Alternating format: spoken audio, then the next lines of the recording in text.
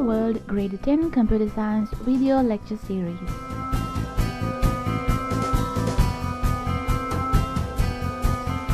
I'm Mufeka Wendibona, and from this episode we are going to discuss about algorithms and how it relates to programming.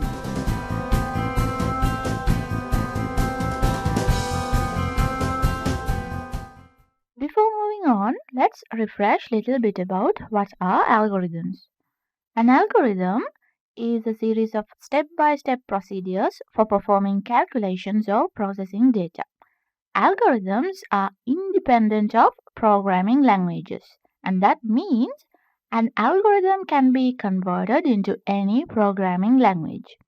When we write algorithms, we do not need to consider the elements unique to the language of our choice. If you could remember, in the previous episode, we discussed about 4 ways to express algorithms. And flowcharts is one way to express the algorithms. In this episode, we mainly focus on flowcharts and the pseudocodes. So let's start with the flowcharts. Flowcharts represent algorithms in a graphical manner. There is a standard set of rules we must follow when we draw the flowcharts. Let's learn what are those rules. In an algorithm, there is a definite start and a definite end. So to present this start and the end in the flowchart, we use these two symbols. Everything in the algorithm comes ultimately from the start symbol, and the end symbol is used to like the start symbol. All the branches of the code must ultimately lead to the end symbol. Now remember the shape of these two symbols. It looks like curved rectangles. Input statements either read from another file or receive input from the user. Output statements output information onto the screen. Input statements are not always at the beginning of an algorithm, and output statements are not always at the end. So to present this, we use a parallelogram. Now for the assignment, we use a simple rectangle. Assignment statements assign a value to a variable. For the procedure calls, we use a rectangle with 2 lines at the both sides. This symbol calls a predefined procedure or function. To depict conditions or decisions, we use a diamond shape. A condition represents a fork in the algorithm, usually yes and no answers. After reaching a condition component, the incoming path splits into 2 separate paths. Now here are the most important components. We can't make a flowchart with only a bunch of boxes that previously we have identified. We also need to represent the flow between them. So for that, we use arrows and connectors. Arrows are drawn from one box to another to represent the flow between boxes. They are broken up by the condition boxes. If arrow splits paths, they must first converge before performing any common action. A connector is used to achieve this. The connector is often omitted, leaving only a point of intersection. Okay, now we know all the symbols. Let's see how these symbols can be used in a diagram. In this illustration, it shows 3 flowchart diagrams. The first one is the perfect one, the second one is okay, but the third one is totally wrong. Can you find out why I say like that? And of course, all the boxes should have something written, but just for a while, ignore what it says. Do you know why I said the first one is perfect, and the second one is okay, and the third one is totally wrong? Well, first of all, let's identify the symbols in here. The first symbol is the start symbol, the second symbol is the input symbol, the third symbol is the condition symbol, the fourth and the fifth symbols are the assignments, the sixth symbol is the output, and the seventh symbol is the end. So all the 3 flowcharts have the same symbol in the same way.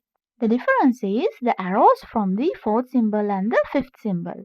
In the first flowchart, it uses a connector to connect the 2 paths. For the second flowchart, it doesn't use a connector, but the arrows are connected. It's okay, but the most correct way to connect the 2 paths is using a connector. Now in the third flowchart, that output symbol, it has two incoming arrows. It's totally wrong. It can have only one incoming arrow. And that's why I said this diagram is totally wrong. Now I hope you got the idea of how to draw flowcharts. Now let's move on to pseudocodes. Pseudocode is an informal way to represent an algorithm in a narrative manner. There is no standard for pseudocode, but there are established conventions we can follow.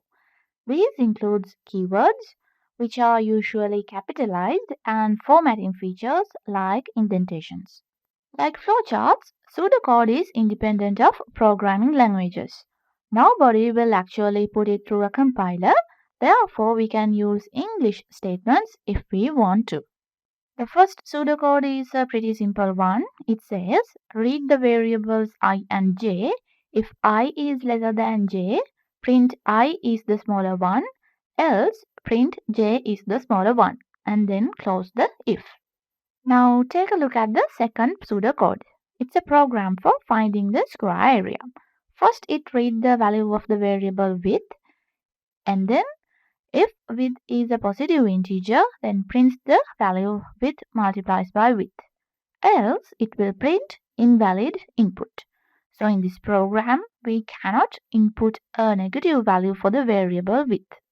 That's how we can write pseudocodes. Remember, pseudocodes are independent from programming languages. Now we are talking about programming paradigms. Programming paradigm is a pattern that a programming language follows. There are many different programming paradigms out there. One is called declarative programming.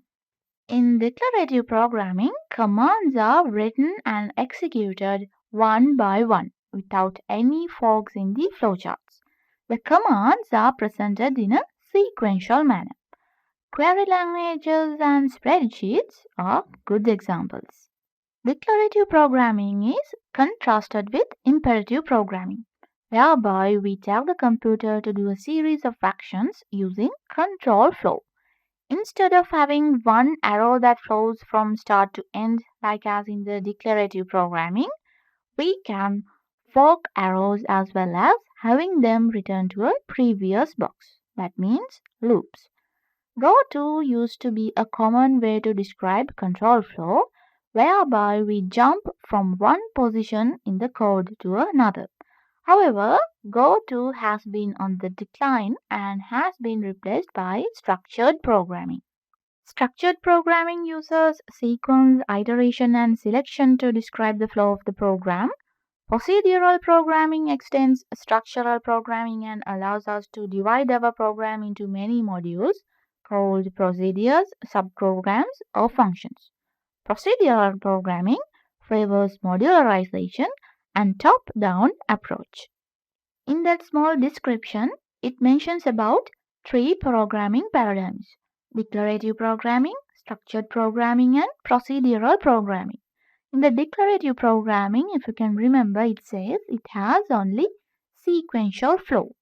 So here in the first flow chart, it depicts a declarative programming approach. You can see all the boxes are in the sequential flow. The second flow chart, it presents a structured programming approach.